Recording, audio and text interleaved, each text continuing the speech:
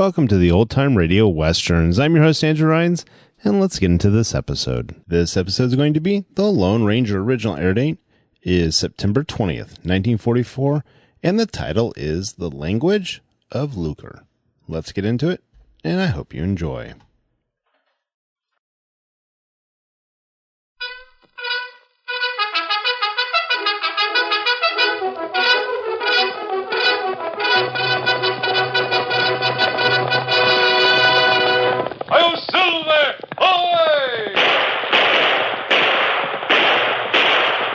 Horse with the speed of light, a cloud of dust, and a hearty "Hi-Yo, Silver!"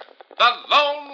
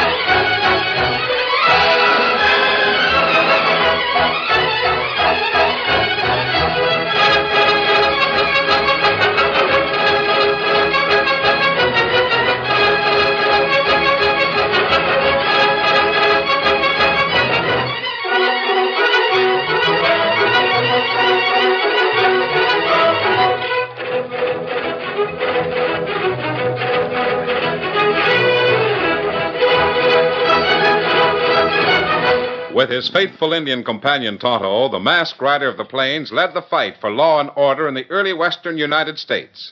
The stories of his strength and courage, his daring and resourcefulness have come down to us through the generations. And nowhere in the pages of history can one find a greater champion of justice.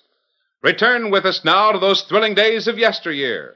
From out of the past and the thundering hoofbeats of the great horse Silver, the Lone Ranger rides again. Come on, Silver! Down the trail, big fellow! Hi-Yo, Silver! Ahoy!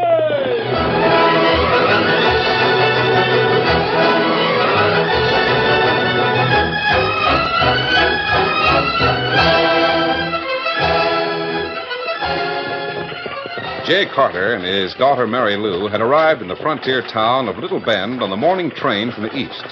Now, riding in the spring rank wagon, driven by old Joe Bliss, they were approaching the main buildings of the Circle Star Ranch. Old Joe held the team at a steady trot while he spoke to Mr. Carter. Yep, I told old Amos Gray you was coming out to see him. I told him what for. I'm glad you did, Joe. We'll be able to get down to business that much quicker. Yeah, maybe you will, and then again, maybe you won't. You ain't the first fellow that's tried to buy the Circle Star, you know. Goodness, I don't see what's so terribly valuable about the place. Those buildings look ready to fall down any moment. Yeah, maybe they will. But you see, miss, you can't judge a place entirely by buildings. This Circle Star outfit happens to be a man's ranch, if you know what I mean. Oh?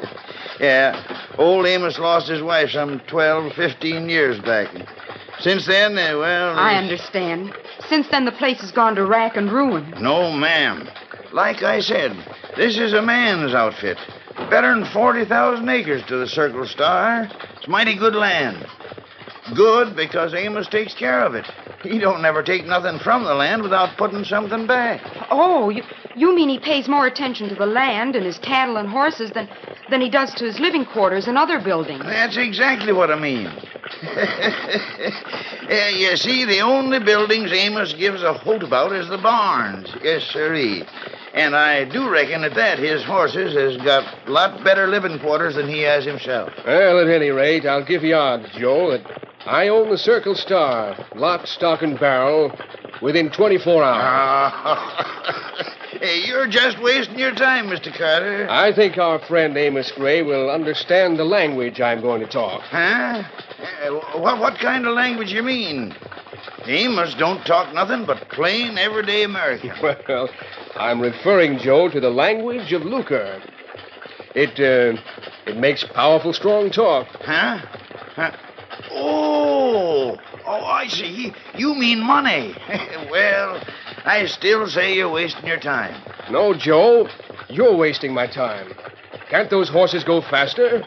You just can't wait for Amos Gray to tell you to go jump in the brook, can you? After I buy the Circle Star, the first thing I'm going to do is start raising good horses.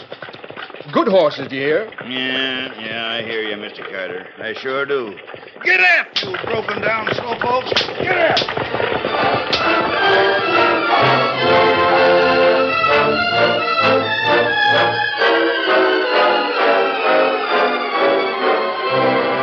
Of course, I realize that you haven't offered the ranch for sale, Mr. Gray. And what's more, don't intend to.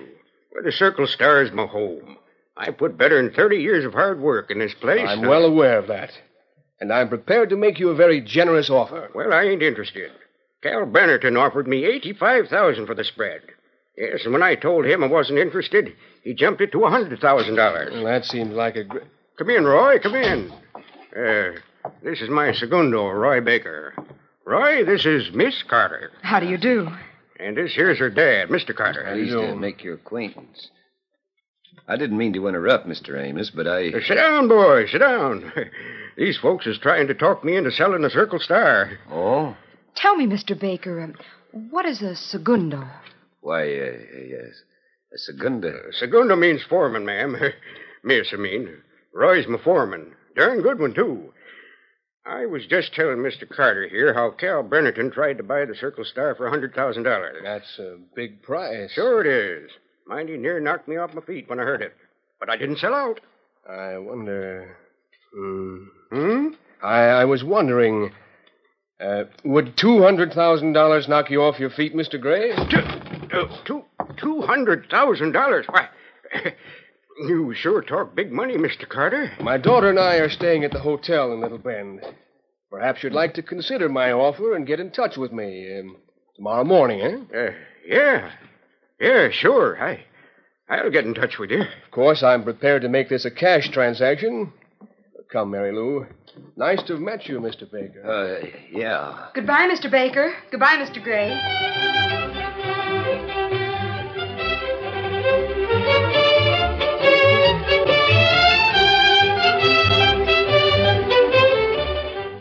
The following day, Jay Carter became the new owner of the Circle Star Ranch, and almost immediately the power of his wealth was applied to the old place. From distant cities came architects, construction men, and a score of workmen. Day after day, long wagon trains carrying expensive building materials rolled up to the Circle Star. The work went forward rapidly, and gradually the old buildings disappeared to be replaced by massive new barns and sheds and stables. And most important to Jay Carter and his daughter, a huge mansion of a house. A few days later, Dan reported to the Lone Ranger. Oh, boy. Hey, Dan, look like him have news, all right. I'm anxious to know what he's found out. Hello, Dan. Hi there. What did you learn at Little Bend? Plenty. In the first place, it's true that Amos Gray sold the Circle Star. A man from the East bought it for $200,000. No wonder Amos Gray sold out. Oh, fella must be plenty rich to pay such a big price. Well, his money isn't doing him much good right now. Not until he can find some men to work the place for him. Having trouble with his men, huh? What happened? Seems like he's been making the cowboys do all sorts of odd jobs around the house. And then today, Mr. Carter, that's the new owner's name, he came to town with Roy Baker and some of the men. Well, his troubles can't be too serious if Roy Baker is still working for the Circle Star. Roy's a valuable man. His troubles are plenty serious. Roy got mad this afternoon and quit his job. Oh, Baker fella must be mad, all right. Why him quit job, Dan? They were unloading a fancy racing horse, an imported English stallion, down at the railroad siding. And quite a bunch of people were standing around kidding about the horse.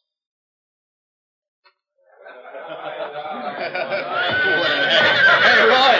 Be careful with that critter, boy. He's likely to break right in the middle. Now, what would anybody use a horse like that for? He looks like he was walking on stilts.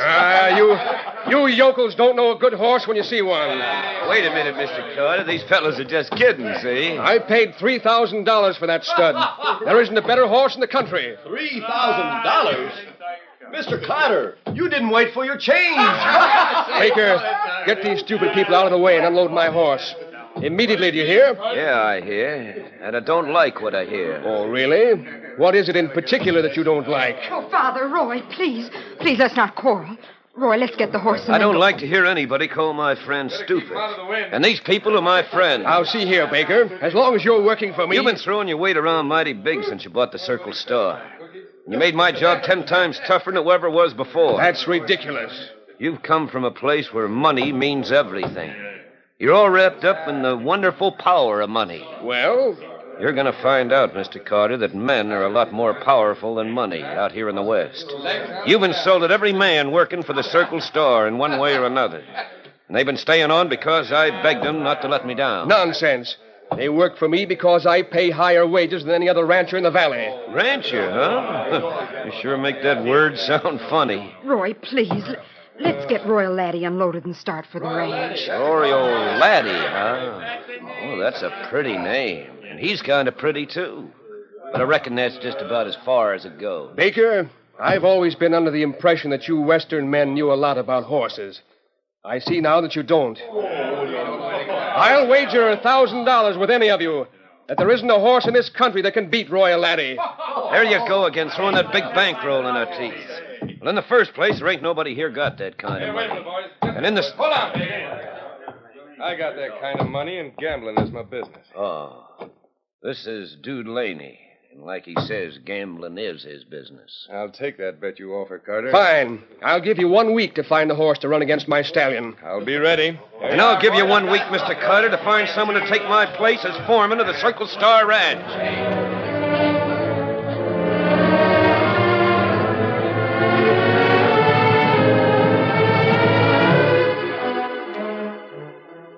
Well, Dan, judging from the things you've just told us, it would seem that Mr. Carter's done a very thorough job of antagonizing a lot of people. Golly, I wish you could see that fancy stallion of his. I intend to. Also, I mean to see Roy Baker and have a talk with him. Well, you think Baker done a wrong to quit job? Roy's a good man, Tonto. And it's his business whether he stays at the Circle Star or leaves. Newcomers like this man Carter, men with a lot of wealth, can be invaluable to this country if they use their money wisely. If they don't have wisdom to go with their wealth, they create nothing but trouble. Come on, let's saddle up. Here, Silver. Come, Scout. Here, Victor. Come on, boy. It'll be dark by the time we get to the Circle Star. Steady, Silver. Easy, fella. Easy, boy. You know Roy Baker pretty well, huh? Well enough to know that he wouldn't quit a job where he was needed. Maybe Carter feller not care about ranching. Maybe him just want fancy house to live in and fancy race horses, huh?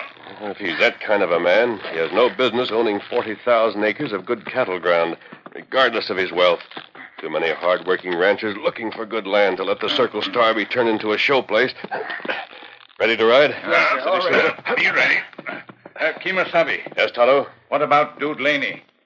Me remember Dude Laney. So do I. And you can be sure that if he bet $1,000 with Carter, he doesn't intend to lose. Golly. Do you think Laney will find a horse to beat Carter's stallion? Let's go look at this fancy racehorse before we try to answer that. Come on, Silver. Get him up, Scout. Get up, Victor.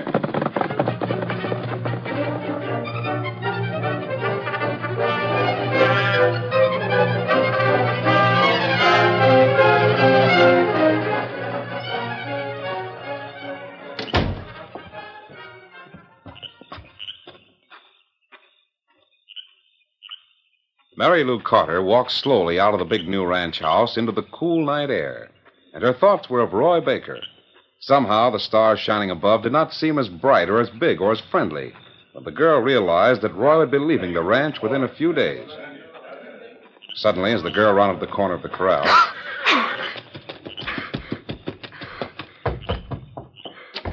Daddy! Daddy, where are you? What in the world's wrong, child? What frightened you? Down by the corral. I just saw them. Saw whom? I thought he was so nice. It's Roy Baker, Daddy. He's out there with some outlaws. Outlaws? Yes, and they were looking at the black stallion, a masked man, an Indian, and... By thunder, wait till I get my gun. The curtain falls on the first act of our Lone Ranger story. Before the next exciting scenes, please permit us to pause for just a few moments.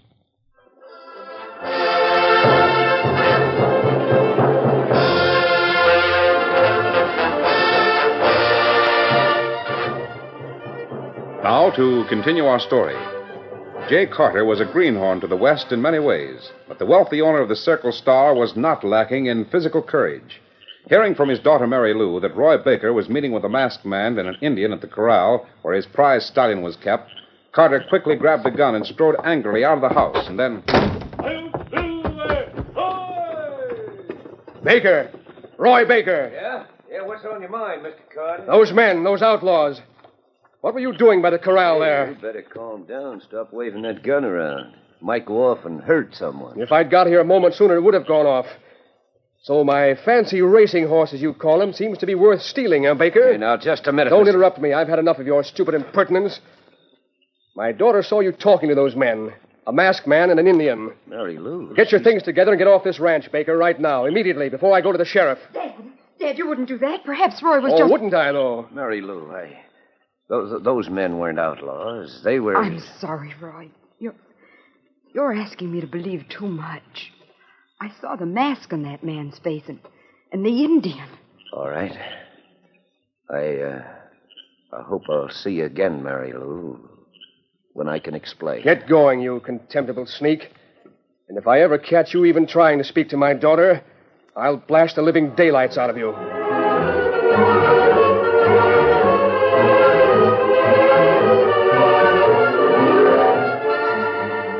Dude Laney sat in his room at the Little Bend Hotel. The gambler's face was smiling pleasantly as he spoke to Frisco Lawson and Blackie Moore. I didn't realize what a swell thing I was getting into when I made that bet with Carter. You mean you found the horse that'll beat his? No, Blackie, I found something a whole lot better. Listen, you remember Roy Baker got mad and give Carter 1 week's notice? Yeah, I remember, dude. Well, last night out at the Circle Star, they got into another row. And old man Carter fires Baker on the spot. Chased him off the place with a 6-gun. Yeah? What was the row about? Well, Carter catches Baker snooping around the corral where he keeps his prize horse, see? What's wrong about that? Baker was still working there, wasn't he? Sure, only it's after dark and there's some other gents there with him. Suspicious-looking fellas. One of them wearing a mask. I don't savvy. Baker ain't no owl hoot, is he? And if he ain't now, he soon will be. Maybe Carter figured they was going to steal his horse, huh? Maybe. Of course that's what he figured. Now, it's up to us to see that he ain't disappointed. Hey, what about the race? What about the $1,000 you put up? Blackie, you ain't got no more brains than Frisco here. When I made that bet with Carter, we both put up $1,000. Yeah. And it was understood that if either one failed to show up for the race, he had to forfeit the bet, see? Oh. Yeah, oh. So we swipe the black stallion, and when the day of the race comes along, we collect the 1,000 simoleons, huh? Oh, I collect 1,000, Blackie. Then we move that fancy racehorse up north away. Peddle him for a good price, and Baker gets the blame. Hey, that's a swell idea, ain't it, Blackie? Sure is. Leave it to Dude. He knows how to figure, all right. So now you know what's up. Get out close to the Circle Star where you can watch the place. It's afternoon, you hear? Yeah? And when it comes dark, you slip up and get that stallion. Take him up in the hills and hide him out until we're ready to travel. We'll get him, Dude. See that you cover your trail on the way back to the hideout. I'll meet you there tonight.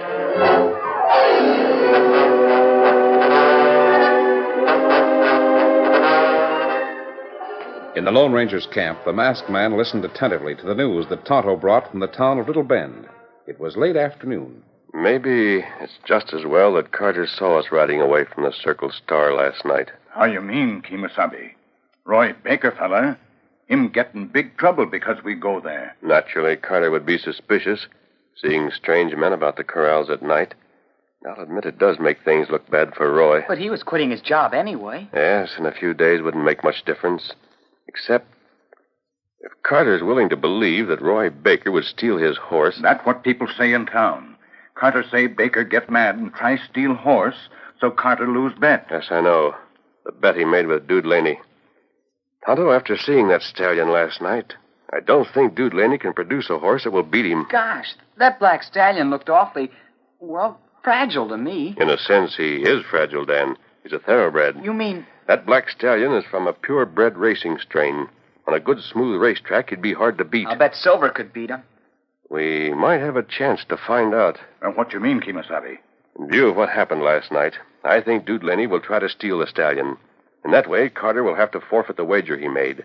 And Laney will have an expensive horse to sell in some other section of the country. Ah, and Carter fella, him be sure to put blame on Roy Baker. Right. That's what we're going to try to prevent. Tonto, you and Dan listen carefully. If Dude Laney tries to steal that horse...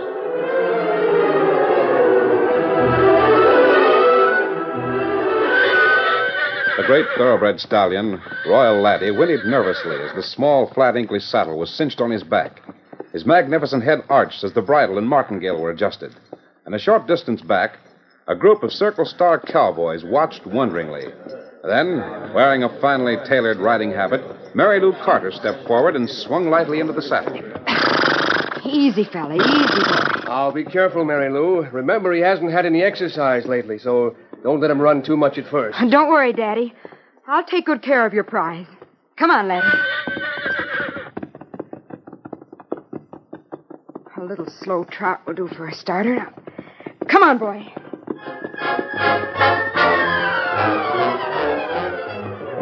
Eagerly, the thoroughbred trotted forward, covering the wide expanse of rangeland with long, effortless stride. And the girl thrilled with the affection of his running, gradually letting the great stallion out until he settled into a steady, rhythmic canter. And then, on a timbered slope, far back from the ranch house... Blackie, look yonder. That's him. That's the black stallion, sure enough. Say, that son of a gun looks pretty good running that way. Ah, he looks pretty, and that's all. And that girl, she knows how to ride him, too. Ah, a lot of fancy stuff, that's all. I'll bet you even my spot horse here could catch that fancy stuff. Say. Huh? Listen, Prisco, if that horse is worth so much to Laney, and if that girl's father's so all-fired rich... Yeah, he's rich, all right. Hey, look, she's coming this way. We better get out of sight. Wait a minute. Why don't we get that horse right now? And the girl, too. Huh? Oh, no. You do the job like Dude said. Never mind trying Well, I tell you, Dude wouldn't want us to pass up a chance like this. I don't know, Blackie. I tell you, that Carter fella'd pay anything to get that girl back. If we had her, we could all be rich. Well, I don't know. There she goes. Come on, let's ride. Get in. Come on. Come on, boy. She sees us. She's whipping up her horse. Come on, boy. Run. We ain't got a chance. Look at that black horse go. Keep going. He won't last long. I tell you, it's no use. We can't. The stallion stumbled. He's down. Come on. We got them both. Get up.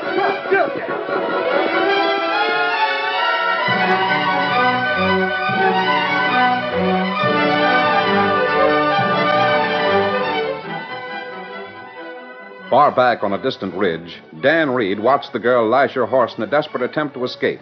Then, as the stallion fell and Laney's men made the swift capture, the boy whirled his horse and went racing back at breakneck speed. A few moments later... Oh, boy. Oh, Victor. Oh, steady, fella, steady. Tonto, they've got the horse and the girl. Quick, Dan.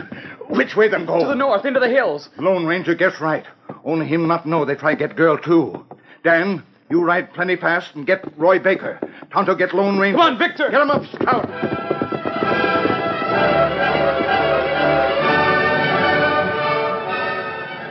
It ain't my fault you're here. I only wanted the horse.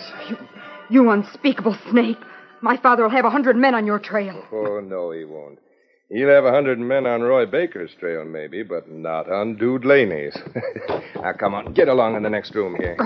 Remember, the more fuss you make, the tougher it'll be on you. Point is, you are here now, and you're worth big money to us. So we might as well cash in all around. You'll find out that my father isn't the soft-hearted fool you think he is. Good night. Just get loose. Mary Lou, quiet. Roy, but how did you... Quiet. I'll have those ropes off in a jiffy. Just a minute. Now, hold still. That's it. Here. Now, you get back. Now, come on, out the window. But how did you find me? I did, and some friends of mine. They're outside now, waiting for me to get you out of here before they attack Dude Laney. Look out! They spotted the Lone Ranger and Tonto. Hurry, get out of here. Your black horse is ready for you. Now, hurry. The Lone Ranger. Kemosabe, watch Laney. In get way. Laney, getting away on the black stallion. The masked man. That's the Lone Ranger.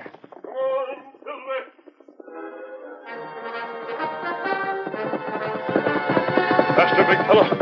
Now's your chance to show that black horse how to run. That's it, big fella. Run. Faster, Silver. You're gaining, Silver, old boy. You're gaining. Yard by yard, you're gaining. Those were close. There's your rein, Silver. That's it. We'll have him in a moment. Mr. Silver, just one more stride. There. Oh, Silver, oh, steady. Oh. Easy. Oh, steady now. Now that your gun's empty, what's next, Mr. Laney? I never thought it could be done.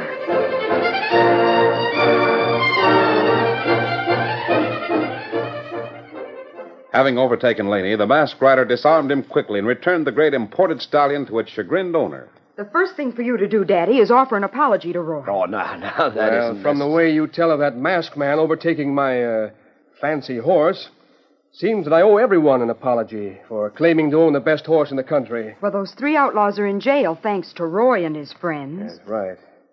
Now, Roy, suppose we forget all this silly business of raising fancy horses and just settle down to common sense ranching. Now you're talking, Mr. Carter. Yes, sir. We'll spend real money building up our cattle herds. We'll buy... Now, listen, Dad. If you still want to talk the language of lucre, as you call it, go find someone besides Roy, will you? What? Because I have, a different language to... I... Oh, I see. The language of love, eh?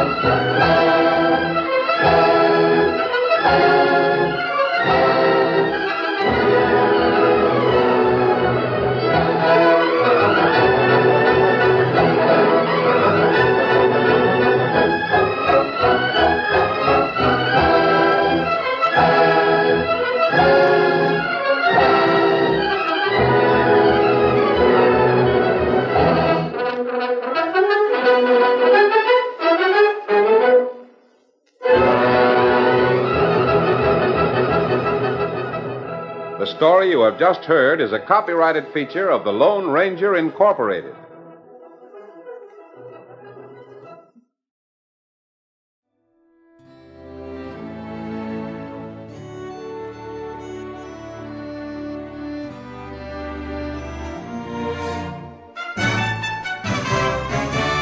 This has been a presentation of OTRWesterns.com, and we hope you enjoyed. Please take some time to like and rate our shows in your favorite podcast application. Follow us on Facebook by going to OTRWesterns.com/Facebook.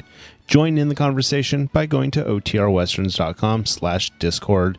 And don't forget to send us an email, podcast@OTRWesterns.com. This episode is copyright under the attribution, non-commercial, share alike copyright. For more information, go to OTRWesterns.com/copyright. Have a great day, and again, thanks for listening.